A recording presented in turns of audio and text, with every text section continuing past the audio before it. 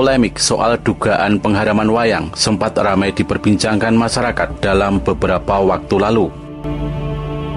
Padahal wayang diketahui menjadi salah satu sarana dakwah Islam di Indonesia, terutama di Pulau Jawa.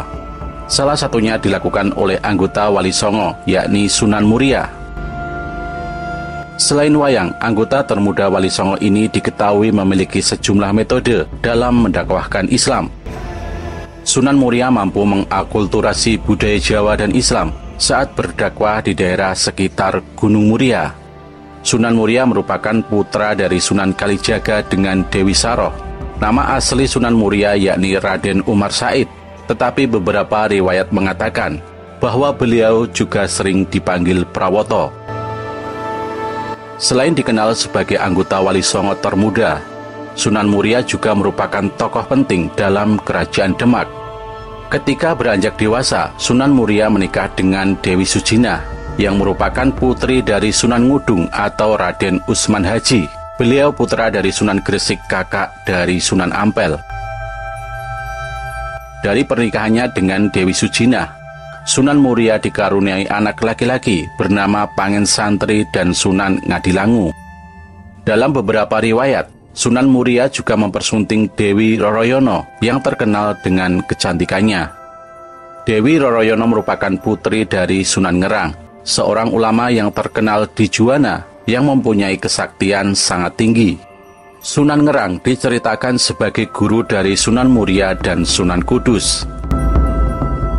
Selain berdakwah agama Islam, Sunan Muria dikenal merakyat dengan mengajarkan mereka cara bercocok tanam, cara melaut, membuat kapal, dan berdagang. Cara bergaul Sunan Muria yang merakyat ini disebut sebagai topongeli, yang berarti menghanyutkan diri. Dalam konteks ini, Sunan Muria menghanyutkan diri untuk berbaur dengan berbagai lapisan masyarakat, tanpa memandang statusnya sebagai tokoh penting di Kerajaan Demak. Sunan Muria memilih menetap di daerah puncak Gunung Muria yang bernama Desa Colo. Dari tempat tinggalnya tersebut, sebutan Sunan Muria kemudian muncul. Kedekatan dengan masyarakat jelata menjadikan Sunan Muria lebih toleran dalam menghadapi masalah. Sunan Muria selalu dimintai pendapat untuk berbagai macam masalah yang rumit, termasuk ketika terjadi konflik di dalam Kesultanan Demak pada tahun 1518 sampai dengan 1530 Masehi. Sunan Muria menjadi mediator yang memberikan solusi terbaik hingga akhirnya diterima oleh semua pihak. Karena kebijakannya tersebut, Sunan Muria dihormati oleh semua kalangan masyarakat. Selain berdakwah di daerah Gunung Muria, Sunan Muria juga memperluas dakwahnya di berbagai wilayah, seperti Kudus, Juwana, dan Tayu. Dalam berdakwah, Sunan Muria harus naik turun gunung yang tingginya sekitar 750 meter. Beliau berdakwah menggunakan sarana kesenian seperti ayahnya, yakni Sunan Kalijaga. Sunan Muria mengajarkan kebaikan dan ketauhidan kepada Allah melalui media gamelan, kemudian tembang dan wayang. Selain itu, Sunan Muria juga mengajarkan nilai-nilai moral seperti hidup sederhana, kedermawanan, dan bijaksana kepada masyarakat. Cara berdakwah seperti yang dilakukan Sunan Muria, karena mayoritas masyarakat masih menganut Hindu-Buddha. Sunan Muria juga memasukkan ajaran Islam dalam budaya Jawa. Berbagai budaya peninggalan Hindu-Buddha dimodifikasi dengan pendekatan ajaran Islam. Salah satu contohnya yakni tradisi sesajen. Sesajen awalnya merupakan ritual persembahan makanan untuk para leluhur. Persembahan tersebut kemudian diubah. Makanannya tidak lagi diperuntukkan kepada leluhur, tapi justru untuk masyarakat sekitar tempat tinggalnya. Jika ada yang mengadakan suatu acara, maka warga sekitar akan diundang untuk mendoakan arwah atau orang yang sudah meninggal. Setelah doa selesai, masyarakat yang hadir akan disuguhi makanan sebagai bentuk terima kasih. Tradisi yang kemudian dikenal sebagai kenduri atau kondangan ini masih bertahan sampai saat ini. Sunan Muria juga mengikuti cara Wali Songo sebelumnya, yaitu menciptakan sajak dalam berbagai tembang yang sudah ada dalam masyarakat. Sunan Muria juga mengubah sajak dalam tembang Kinanti dan tembang Sinom.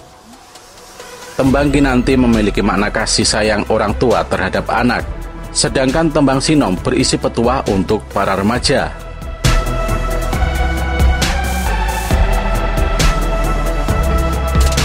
Sunan Muria menjunjung tinggi toleransi terhadap tradisi Jawa yang sudah ada. Pada zaman itu, masyarakat Jawa sangat kuat menjalankan tradisi, sehingga Islam butuh waktu agar diterima oleh masyarakat. Sunan Muria melakukan akulturasi antara budaya Jawa dan budaya Islam, dengan tidak mengurangi nilai luhur dari budaya yang sudah ada. Sunan Muria wafat pada tahun 1551 Masehi, dan dimakamkan di atas puncak Gunung Muria.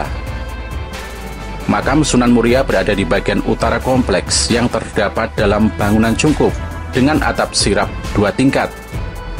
Di bagian timurnya terdapat makam dari putri Sunan Muria yang bernama Raden Ayu Nasiki. Sedangkan pada bagian selatan mihrab terdapat makam dari Panembahan Pengulu Jogodipo, putra dari Sunan Muria. Sebagai sosok yang berpengaruh di masyarakat, Sunan Muria memiliki banyak peninggalan yang berunsur Islam. Dari Masjid Sunan Muria, situs air gentong, Parijoto, Pakis Haji, hingga Bulusan dan Kayu Adem Jati. Masjid Sunan Muria terletak di puncak Gunung Muria, di ketinggian 1.600 meter di atas permukaan laut. Di dalam masjid terdapat beberapa benda yang pernah biasa dipakai oleh Sunan Muria semasa hidup. Untuk mencapai ke sana, pengunjung harus berjalan sejauh 3 km. Masjid Sunan Muria sering mengalami perubahan, tapi beberapa bagiannya masih dipertahankan sampai saat ini. Salah satu bagian yang dipertahankan adalah tempat imam yang menjorok ke dalam. Hal ini memiliki makna bahwa umat Islam harus mementingkan kepentingan akhirat daripada duniawi. Benda lain yang dipertahankan keasliannya, yakni beduk yang terbuat dari kayu jati dengan ukiran naga serta ayam jantan.